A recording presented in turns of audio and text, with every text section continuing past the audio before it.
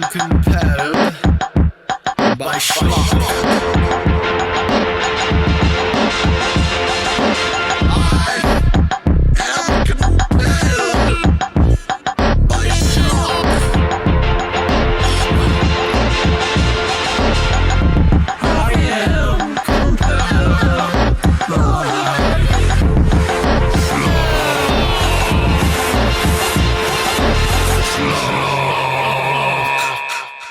Hey, paisanos, it's the Super Schlockio Brothers Super Show. Do do do do do do do do do do do do do do do do do do. Take it, Chris. Yeah. Well, what is up, everybody? Welcome to the show. I'm very excited for this one. I think we got two bangers on our hands here. We are going over the Super Mario Brothers movies, 1993 and 2023. We're going to compare and contrast them, talk about what's good, what's bad, and what's schlock in these movies. So stick around and feel free to join into the conversation because I think there's a lot going on here. These movies, one of them is on fire right now. Chris, can you guess which one it is? The 1993 one.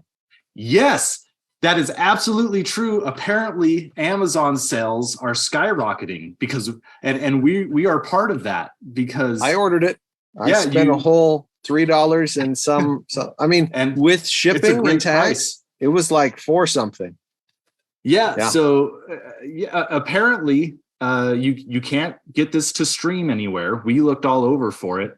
And people are wanting to revisit the 1993 movie because it is a weird cultural artifact that exists. So yes, the new one is blowing up. It is poised to potentially break $1 billion, maybe, which is definitely the best video game movie that's probably ever been released. But the old one, it is finding a new ground as a cult classic. So that is what we're here for. There is so much about both of these movies that you can go and read at any point in time, checking out the Wikipedia or the IMDb. A lot of great facts and tidbits. So I want to start just getting right into all the action. Chris, can you tell us anything about the people in these movies? Have we seen them before on this show? Well, some of them. So I'm not going to talk a lot about the new movie. So here's the thing with both movies, amazing casting.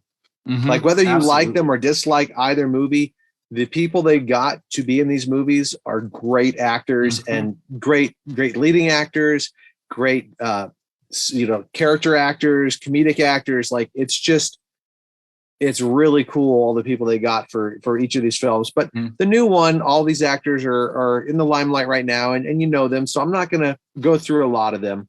I will single out Jack Black is just amazing as Bowser, man. Right. Good choice. So yeah, great choice. But I mean, it's go ahead. I would like to give a shout out to Dennis Hopper though, because I want to talk about the cast of the first movie. Yeah. So let's get into it. So the new movie, not going to talk about the cast because they're amazing. You know who they are. You might have forgot some of the cast of the first one, but they are just as amazing. Dennis Hopper as King Koopa, aka Bowser. Mm-hmm. Bob Hoskins, man, from Roger Rabbit. He was great as Mario. John Leguizamo, just love him. He's been in so many great fun movies. He was really amazing in a movie last year called The Menu. I love that. That was a great movie. Mm-hmm. So Iggy in that Fisher Stevens, man, love me some Fisher Stevens. He was the lead in Short Circuit and Short Circuit 2. And That's someday maybe Short Circuit 3 if the world works out. I would be down. If the world works out, like if peace comes and we deserve a Short Circuit 3. I mean, you're right. Yeah. Yep. He was also the bad guy in Hackers. Mm-hmm. Just a great 90s artifact. Yeah, he just always a pleasure to watch, and he brings such varied takes on all his characters. So we have seen some of these actors before, even on the show. At the end, the king of the Mushroom Kingdom is re-evolved from the fungi into Lance Henriksen, which we talked about in Pumpkinhead. Pumpkinhead, yeah. I mean, what a great cameo! Just what a great cameo! Like, they're setting up for a sequel that just didn't happen, but I want that version. And you might have noticed, again, one of those blink and you miss it. The narrator at the beginning of this movie is none other than Homer Simpson. That's right. Yep. So just lots. I always get the name mixed up with him and who directed the Phantasm movies. Oh yeah. It's because they both start with C and they're kind of Italianish and Italian. Yeah, like yeah. Yep, those two. And they're both amazing. So I'd get them mixed up. Samantha Mathis, who played Daisy, she was awesome in American Psycho, Broken Arrow, Pump Up the Volume. I mean, all these people appear in a lot of great movies. And Dennis Hopper, just his performance was just bugged out. And so there's a chance we will see him again on this show. Oh, I'm sure. He Slim, I think his name is, in Texas Chainsaw Massacre 2. One of my favorite like crazy horror movies. And I believe he played like a similar character to King Koopa in George Romero's Land of the Dead, which will eventually get there, hopefully on our sort of zombie excursion movie. Every once in a while, zombie excursion. Yeah.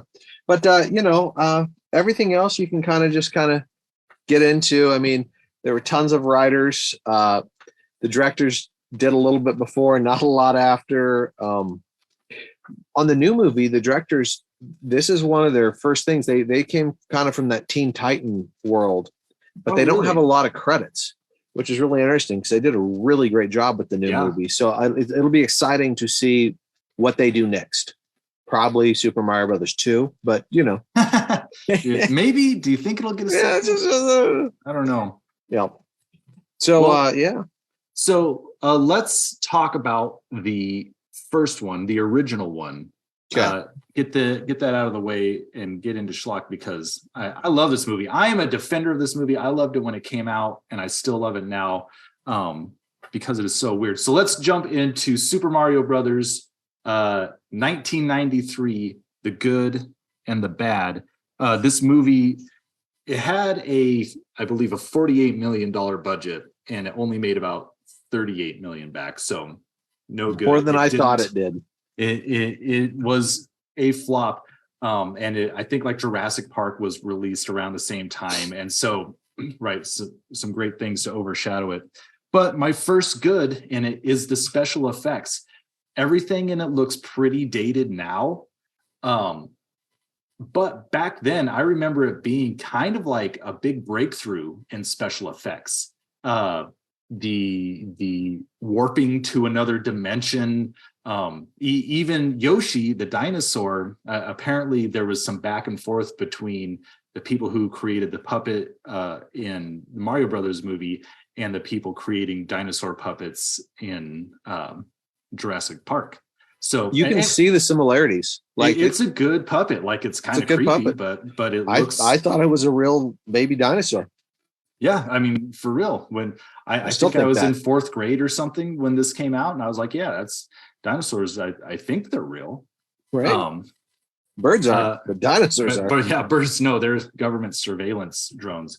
But yeah, this movie, it was at the time being lauded for its special effects. And I think it's important to see that, like, I mean, they were really on top of it for the time.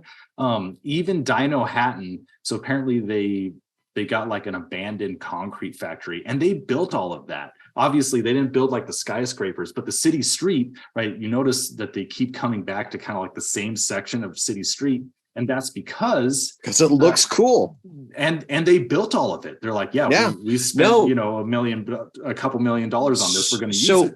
my complaint last week with the original Dungeons and Dragons was that they didn't do enough practical effects and set building, and it felt like relying on CG that just they couldn't afford or wasn't on par. And this is the exact opposite.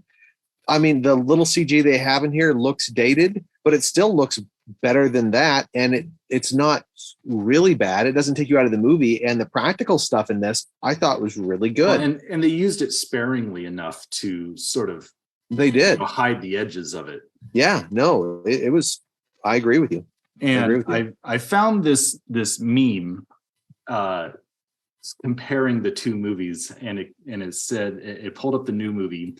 It said, like a brightly colored children's story that mainly relies on nostalgia and references to be popular.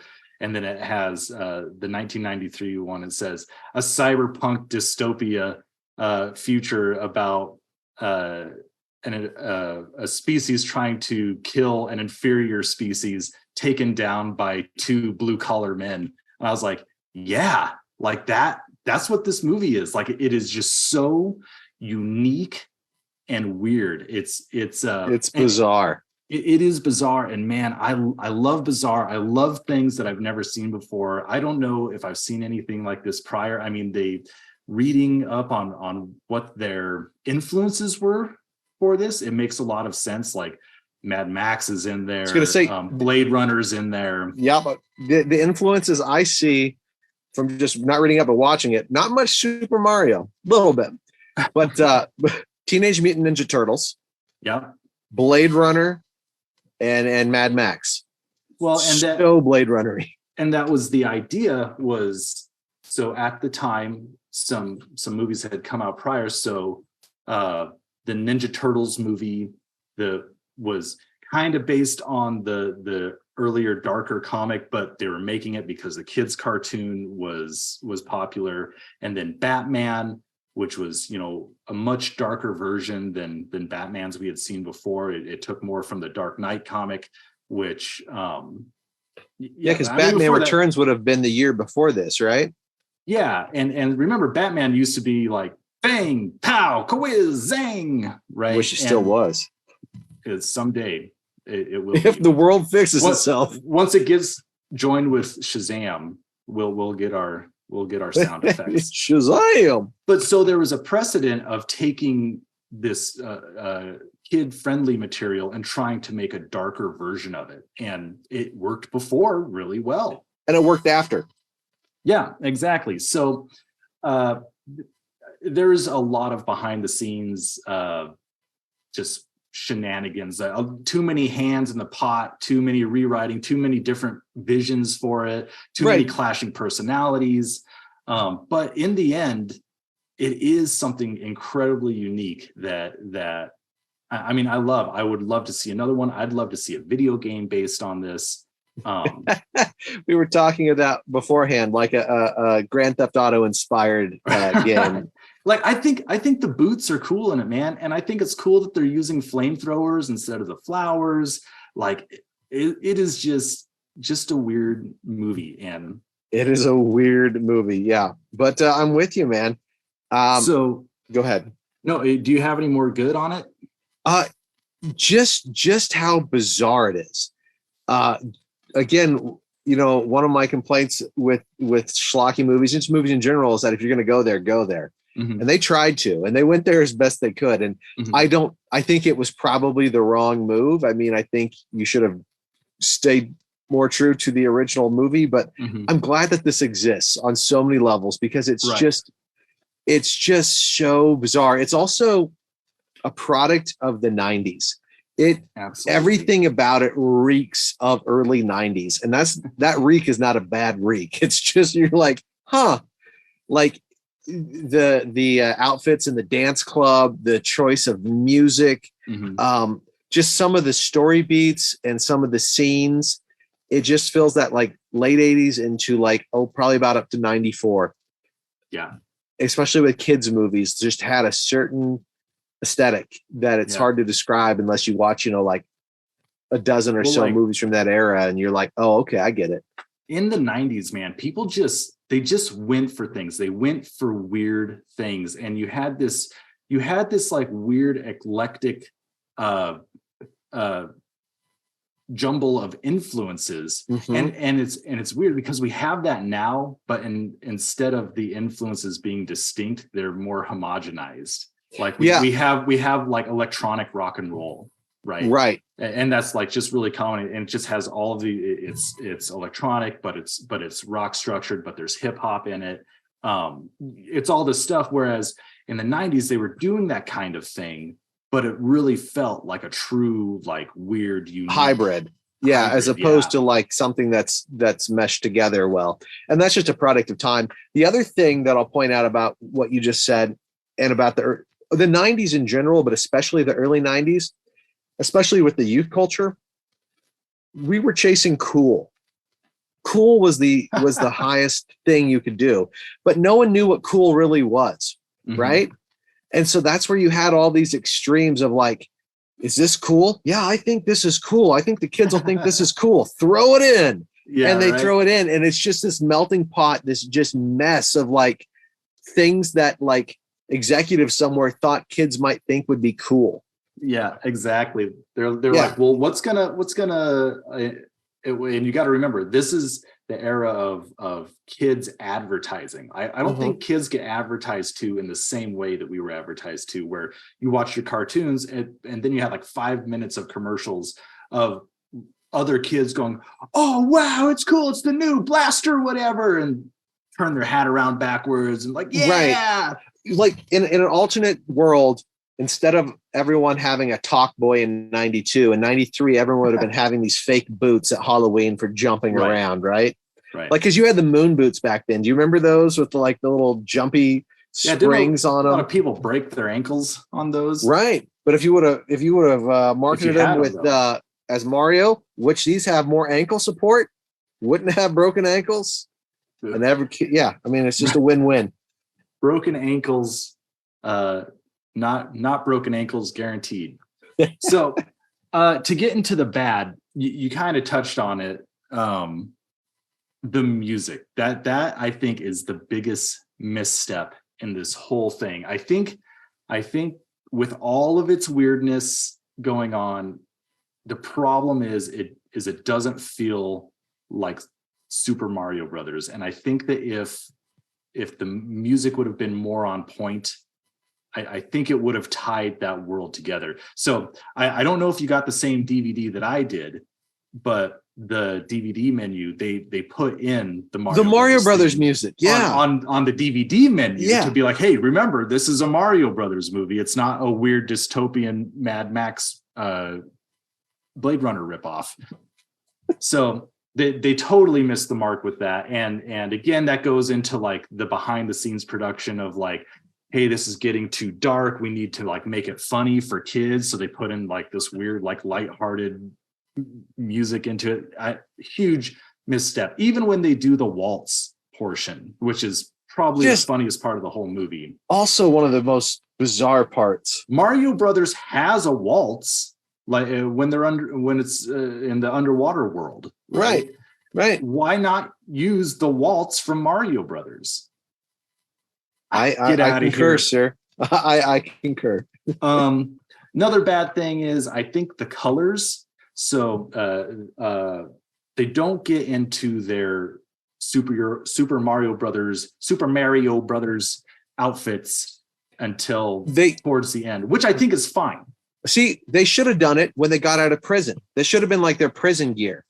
Oh, that would have been good. Because they're thrown in prison pretty much at the beginning of Act 1 or at the beginning of Act 2, right? Yeah. Like once they get in this world, they're taken to prison. I mean, they kind of look like prison jumpsuits. So why couldn't you have some of them be red and some of them be green? Like if they're in a red jumpsuit and a green jumpsuit, then later they put on their overalls. Correct. Their plumber overalls. Yeah, that would have made sense. I honestly don't mind that they don't get into those suits, the uniforms until the end. However, the problem is that they don't have their correct colors on them throughout the movie. Like when they go into the nightclub, I think Luigi is in red and Mario is like in yellow. They swap their colors at some point. And the problem with that is that they were very clearly trying to subvert expectations. Mm-hmm. And when you are taking an existing property, the thing that hasn't been done before, right? This was like the first legit video game movie. It hadn't been a video game movie prior. No one's tinkered with it as a video game movie prior.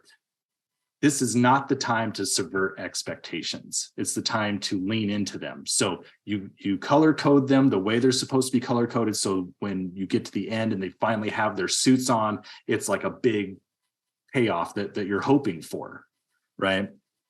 That, and then the story inconsistencies, which again, those come from all of the rewrites that were going on. Apparently they filmed a ton of extra footage, which I would love to see, like a recut version. It exists. Yeah, it exists, and you can watch it on the Internet Archives.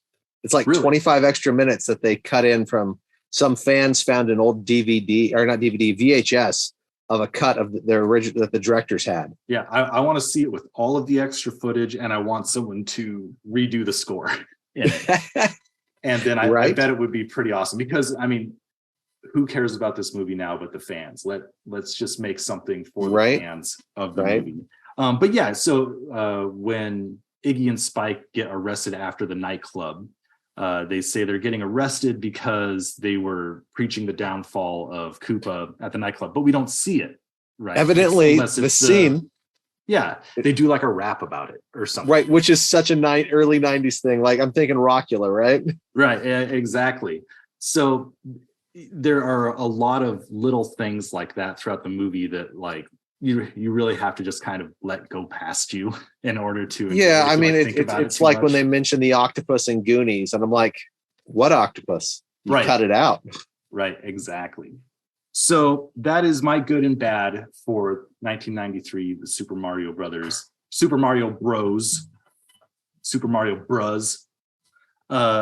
Let's get into, I know that you loved the new one. I enjoyed it also. Yeah, no, I loved it. I loved them both. But I really enjoyed the new one. But I'm a Mario fanboy. I've played Mario games my whole life, and so this is the good and the bad combined. The Easter eggs will not stop coming. Yeah.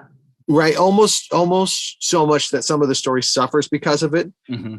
But part of me is like, I'm okay with that trade-off, because it's just eye candy and oral candy, just all sorts of like. It's the flip of subverting expectations. It's like overloading your expectations. Yeah, like they went through and they checked every box, and they go back through like, where can we put this in? Where does this happen? And for me as a fanboy, they nailed it. It's also, it's fun, it's funny, it's light. It's like a hour and a half intro to a new Mario game, but instead of you being able to play it, you just got to watch the whole thing. Right. Like it's the cutscenes in a new Mario, but it's a whole movie. Yeah. So part of me is like, man, I wish I could play this game. But it's also, I think someday you will. Right. Yeah. I also grew up watching friends and relatives play video games, and I know a lot of youth culture today is, like with Twitch, is watching people play video games. So it's just like watching someone play a really cool, fun, happy Mario. Mm-hmm. So the bad, and again, this is not really bad, but it's that good bad that I'm trying to like balance. You could say that it's light and innocent, right? You could also say that it's innocuous. You could say that like it doesn't really take a lot of risks. It doesn't challenge you at all. Like, there are other kids movies. Pixar was really good at this at one point in time, where they hit all the buttons for a child, but they also hit a lot of the buttons for an adult, right? And for that person in between, like there's something, whatever age you are, there's something you can take away, and there's something really deep and really human that stays with you. And it's something to think about, some moral conundrum or some something about life or mortality. Like, and this movie doesn't really have that. It plays it safe. And I don't blame them with this property and with what happened before. It makes like turned them off for like 30 years. Right. It makes total sense to do fan service. But I think by delving so far into fan service, you do a slight disservice to fans. Yeah. Right. Because it's pure entertainment, but there's not a lot of substance after that. Well, and there's a part of me that was looking at it thinking, you've crammed so much into here. Man, what's left? Where are we going to go now? Yoshi's left. They didn't put Yoshi in until the stinger, man. Post credits. Which that's great, right? But yeah, okay. Well, and we were talking about prior that like maybe Wart could come in. I'm Wario. Also a big Super Mario Brothers 2 fan of the game. Yeah, another one I don't think people liked as much. I'm not sure. Right. There's lots of Mario mythology left to go. And again, this is not a misstep. Your second, this sets this world up. So your second movie, you could get a little deeper, and your audience is going to be a little older. But for kids, perfectly fun, and for a middle-aged fanboy, you checked all my boxes. So I give it a pass. I do want to play a game with you though. I'm gonna start describing one of these movies, and you tell me which one it is. What one of the 2 movies we've watched? One of these 2 movies. I'm going to start describing. You tell me which one I'm describing. All right. So 2 brothers, down and out plumbers in New York. And they go off, and in the sewers, they find a kind of warp to another world. They go to try and fix a flood. Right. Yeah, they go to try and fix a flood. They don't. They end up warping to another world where there's a princess, and there's a bad dinosaur-like creature who's after them. And then it climaxes where they find various boons and power-ups along the way. Right. And then they find some star power and end up back in New York for a final climax where that star helps them to defeat the dinosaur-like creature. Which one is it? Well, that's the new one, because I don't remember a star in the It's the meter.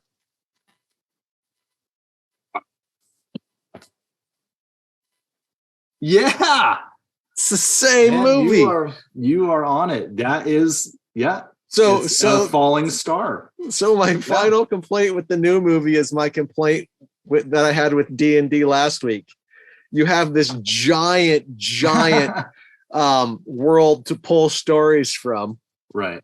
And you tell the same story. I mean, it's completely different, but it's still those beats. It just made me laugh. I'm like, wow, okay. I think that's cool. I think it is kind of cool. Yeah, go ahead. And that's your biggest complaint on it? My biggest complaint is that it doesn't take any risks. Okay. What about you? What's some good and bad that you had with it? Because so my good. Well, let me do a bad, because everyone's going to hate me for this. But I totally agree with you with all of your bad. A big bad for me was Princess Peach. Totally perfect of Mary Sue character. There is not a single flaw with her, and she becomes a little insufferable. And I was telling Megan about this, because we went and saw it together. I was like, man, yeah, Princess Peach, I got a little tired of her. She was just too perfect. And Megan says to me, Megan's our producer and this lucky guy's girlfriend. She said, well, that's princesses though. Princesses are perfect. And that's the story. That's the difference between what guys like in watching movies and what girls like in watching movies. That like all of the Disney princesses, they're perfect. And I was like, huh, when we think about that, Sleeping Beauty, Snow White, they are perfect. And I don't like them either. And it just totally dawned on me that, yeah, those are not the most interesting parts of those movies to me. Snow White, it's the seven dwarves that are interesting to me. Sleeping Beauty, it's when Prince Valiant or whatever his name is has to go into the castle and fight the dragon. But so that might just be purely a preference thing on my end, but it did really bug me, the whole training sequence, where, and especially, okay, so he does his training sequence, he's getting his butt kicked through the whole thing, and then at the end, you know, she's like, yeah, it took me like one try or whatever. The problem that I had with that whole sequence was earlier in the movie when they're trying to get to the job, that one job that they got, and Mario is like jumping on all the cranes and dodging things, and it looks like a side scroller. Like, he is showing us there, or the movie is showing us there, that Mario can do all of this stuff. Like, he is very adept because he can move through New York. Sure, he can move through the Mushroom Kingdom.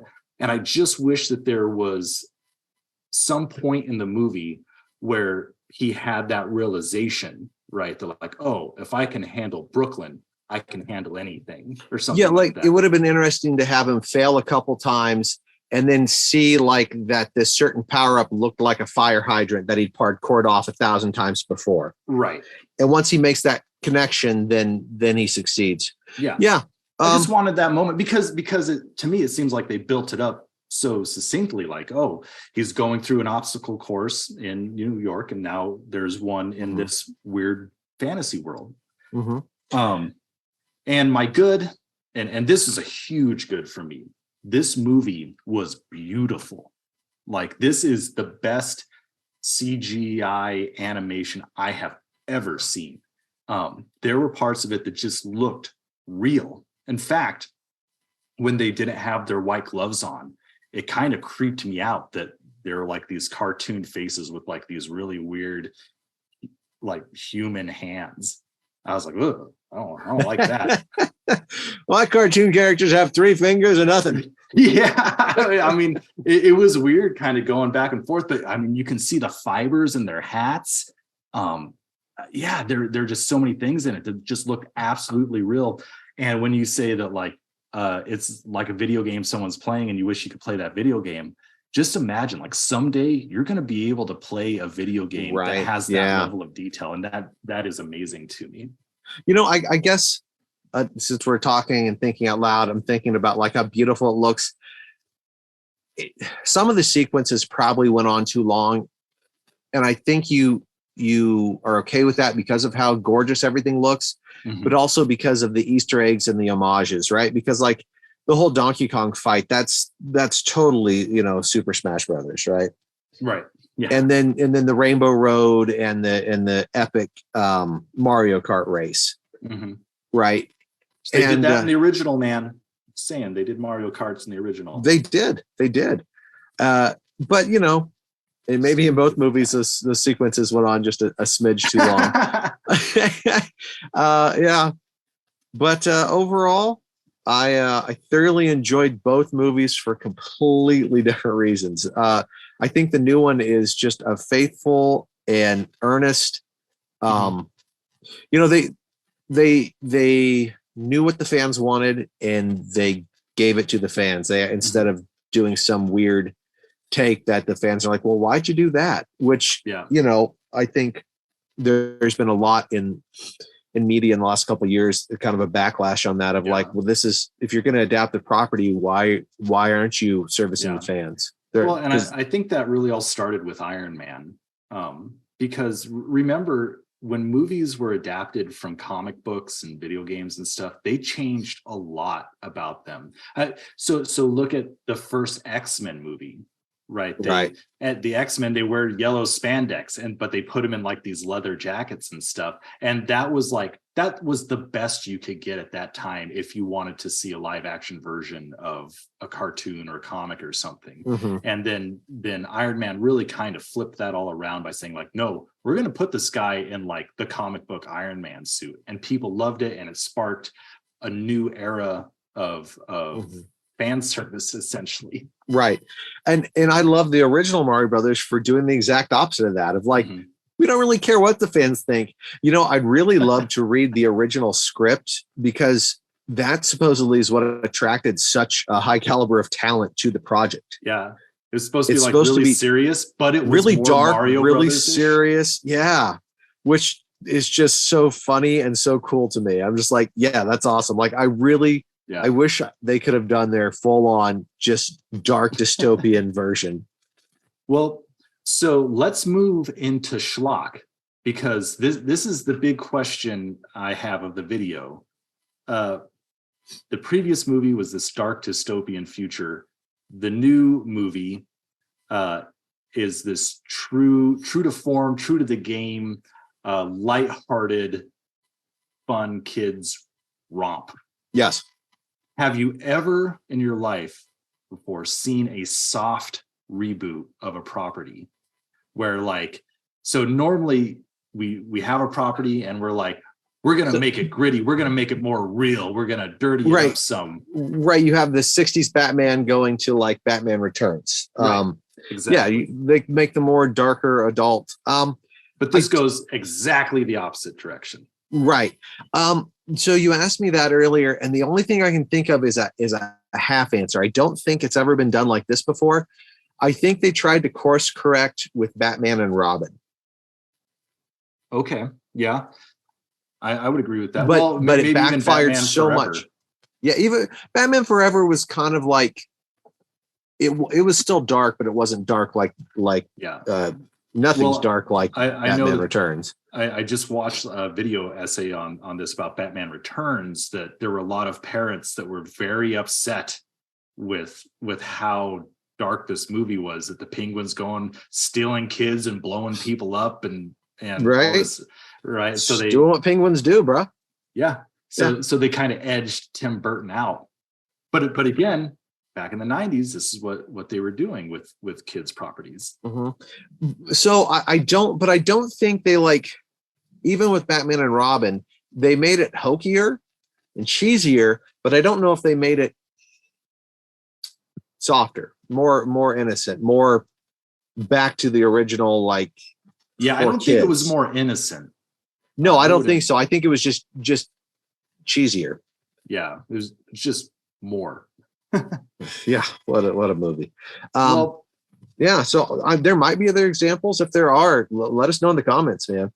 Yes, and to kind of supplant my own argument, I would say maybe they didn't actually succeed in doing it this time either, because other than the 1993 version, I think we've still yet to see a accurate live action Mario Brothers. And I maintain that that's probably impossible, because I just don't think you'd want to see that. The live action Mario Brothers I want to see is the one I saw. Right. I think on YouTube there are videos of people who have created more live actiony Mario Brothers type things, where the people, they dress up in the costumes and they drive little go-karts around and stuff, and it looks too absurd, right, for it to be real life, to be live action. So you either have to make it a cartoon where things like floating blocks and grown men driving go-karts in high stakes races make sense, or you have to really retool what everything is, right? And in the 93 version, the video game, that was supposed to be the true story of what the video game was based off of. Right. It was the Lightyear to Toy Story. Right. I think that's an exact analogy. Yeah. But I think I have a solution as to how they could make a live action Mario Brothers, and I think I have one too. The mark on this. Well, you tell me. I think they could have still cast old Bob and just done it in a Roger Rabbit sort of way, where it's like a hybrid. Oh yeah, that would have been good. I mean, so essentially going into Toontown, but instead of Toontown, it's the Mushroom Kingdom sort of. Man, that would have been cool. Yeah, that's my take on it. That's what I would have done. man, I don't know. That kind of makes me change my opinion about everything. I hate that movie now. 93 sucks. Where's our Roger Rabbit version with Bob Hoskins playing Mario? Man. Well, I think someone out there could probably splice the two movies together to make that for us. So if you're out there listening and you're going to make the ultra extended cut that I was asking for earlier, please just animate over everything with like wacky cartoon characters. Yep. That's going to be it. And just take Bob from any role he's been in. Put a cartoon hat on him. We're good to go. Well, so my solution was, and I was kind of unsure if they were going to do this in the new movie, just because you do have like such big stars in it. Mm-hmm. Basically, you Wizard of Oz it, right? They are real people in the beginning, mm-hmm. right? It's like the original one, and mm-hmm. they go through the warp pipe, and then Mario gets spit out, and he's like this short, fat plumber, and he's like, "Hey, what in the world is going on? Why is everything vibrant? Why is it in color?" You know. Oh, that would have been great to have it in black and white until they get into the Mushroom Kingdom in both movies. And then you could have the same finale where the worlds sort of merge. Oh, and then you have yeah, I like that. But I don't know. Maybe that's my weird 90s take on it.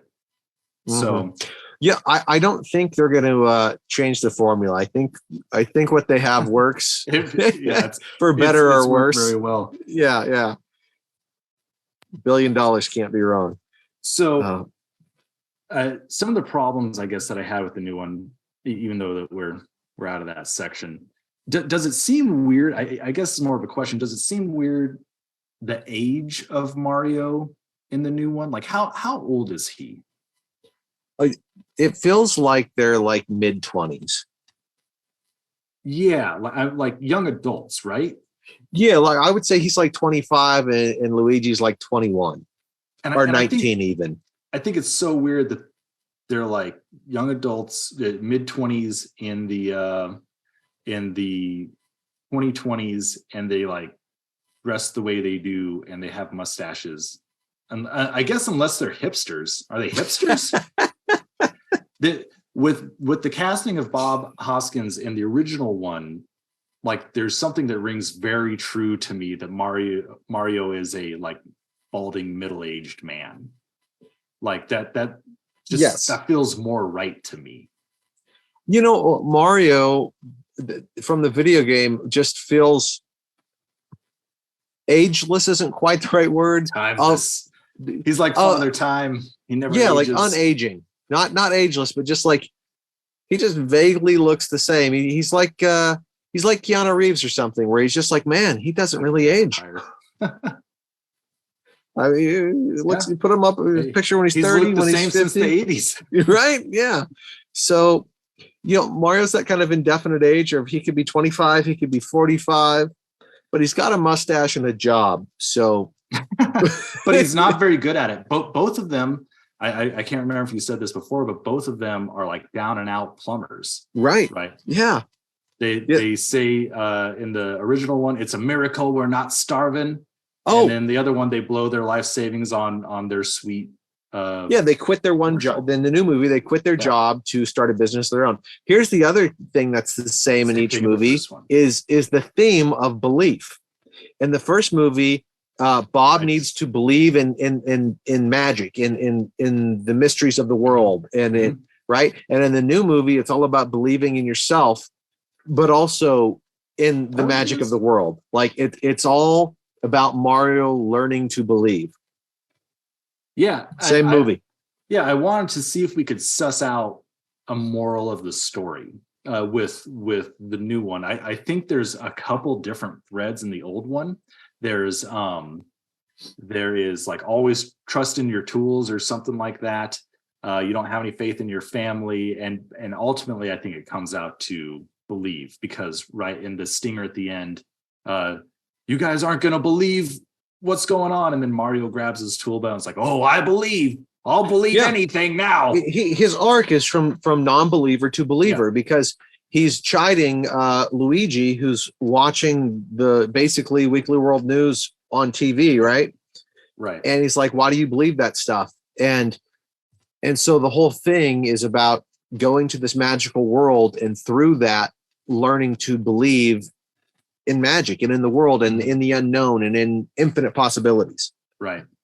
Exactly. And we have a similar thing in this one, except it's, like you said, belief in yourself. Chris, I want to give you, we are running out of time. I want to give you the last word. Since you are a Mario fan, what's the big takeaway, or what's something you just want us to know about Mario Brothers?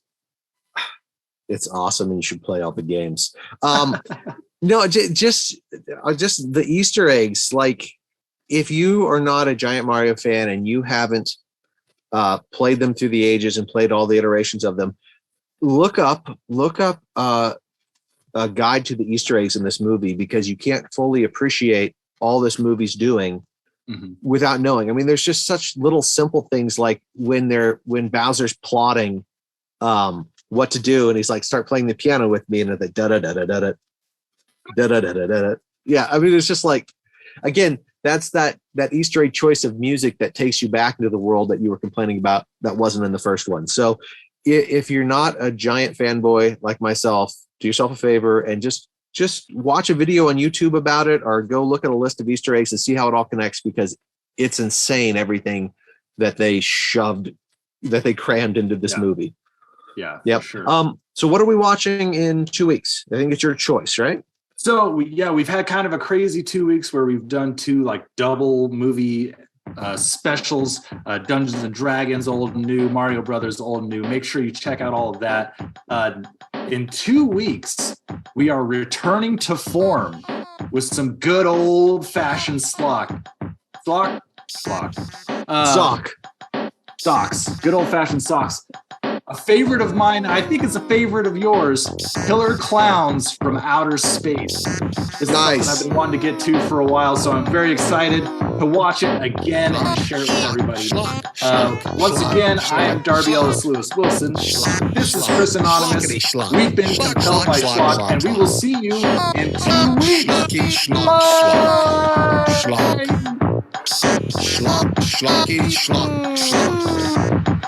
Schlock. I am compelled by Schlock.